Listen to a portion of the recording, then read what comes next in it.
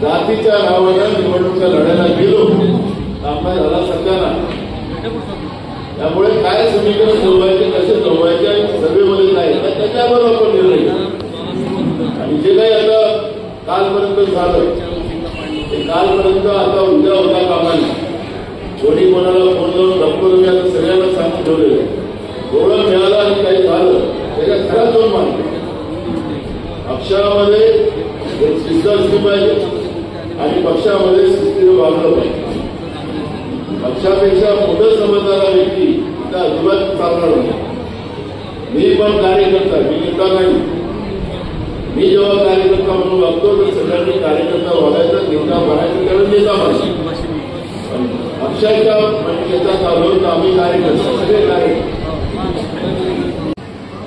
सर्वेच्या आधारावर ज्या पद्धतीनं ज्या ज्या प्रभागावर आणि नगराध्यक्षांच्या कॅन्डिडेटमध्ये ज्याचं शहरामध्ये ज्याला लोकांची पसंत असते याच उमेदवारांना आपण तिकीट देणार. आता या शहरामध्ये मी एक गोष्ट पाहतो, मी काल पण आलो होतो. सगळेजण सांगतात की आम्हाला तिकीट झाली. मी सातत्यानं सांगतोय की अजूनही कोणाला तिकीट झालेली नाही. हे जे घेऊन चालतात ना, आणि म्हणून मी आपल्याला एक गोष्ट सांगतो की काही लोकांच्या डोक्यात असतं तर ते काढलं पाहिजे. आणि दुसरं, मी आहे म्हणून पक्ष आहे असं कोणी डोक्यात ठेवू नका.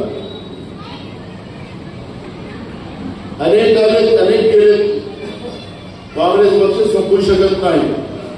या मोदीनं या भाजपनं सांगितलं की काँग्रेस मुक्त भारत आम्ही करू, तर ते आता उलट काँग्रेसचे लोक घेऊन भाजपमध्ये गेले आणि भाजप युक्त काँग्रेस झाली.